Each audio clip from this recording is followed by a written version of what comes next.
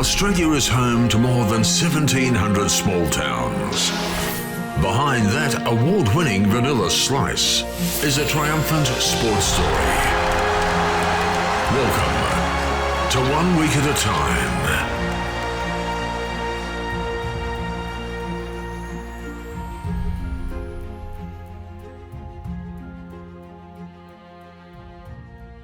In search of Australia's best sports stories, we found our way to Yarram, a town of just over 2,000 people and a stone's throw from Victoria's 90-mile beach. After exploring the town, we ended up at the famous commercial hotel, which we soon discovered was the birthplace of the Yarram Demons Football and Netball Club. We sat down with John and Chris to hear about a remarkable footballer named Bluey Gribble. We're representing the Yarram Football Club, and actually I'd like to tell a story about the oldest player to play Australian rules football. You were the statistician, you'd know that. How old was he, John? I think he was in his mid-70s. The Magoos are always a hard team to set up. You have your ups and downs, you've got enough players, not enough players. On Thursday night, they used to always name him on the bench, and he'd have his gear with him all the time. Bring his gear along, and he'd come up to me, get a game this week? No, Bluey, no, Bluey. So we're really short. I'm 38, mind you, so I said, well, I'm actually going to pull the boots on today, mate, and have a game. And he said, can I play? I said, all right then, Bluey, you can play. And so we've got it all organised. Runs out onto the ground, full kit, got the boots out of the bag. He's 70 plus against Alston. Amazing. The opposition just looked at us, go down to the back pocket, said, please don't touch him. He's very fragile. You can see by his age. And so he's all lined up. Yarram seconds were down near the bottom of the ladder and Dalston were right up the top. So it wasn't going to be a close game. And it got to about 22 goals to 1, and we went down to the back pocket guy and said, look, if we can feed him the ball, can he kick a goal? And he said, oh, all right then, okay then.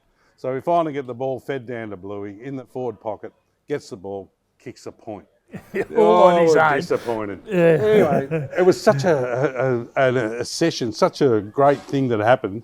And we all get around and just after the game and had a chat, and he's beaming, he's 70-something plus, and he's played a game of football.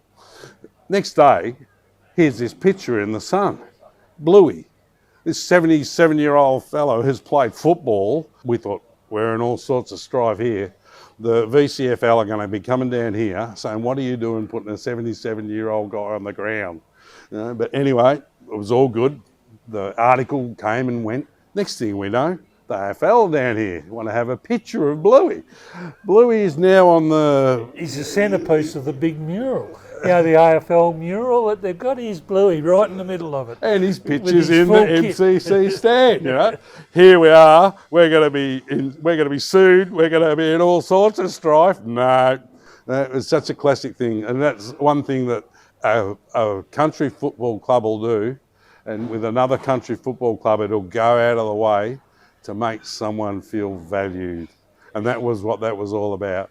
We all breathed a big sigh of relief when the match was over, I might add, but Bluey loved it, loved every second of it. So he's got into the statistician's book. But that was a very special day we had down there. Very good.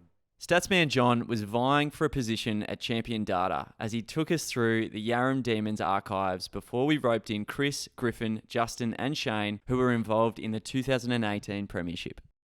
We're massive on bringing people back. So even if people are working away, like there's not enough probably industry locally for everyone to stay and work. So even when they go away and they're in Melbourne or wherever they have to travel over in the valley for work, then they come back to play footy. And we always make sure that we bring those locals back because they are part of the town, and it makes a big difference. Rather than having to bring new people in and get them to know everyone, we all know each other, and it makes a big difference to the footy side. It's a group of blokes that have grown up together and all stayed together for long periods of time and created success because of it. And we're able to build depth all the time because of that.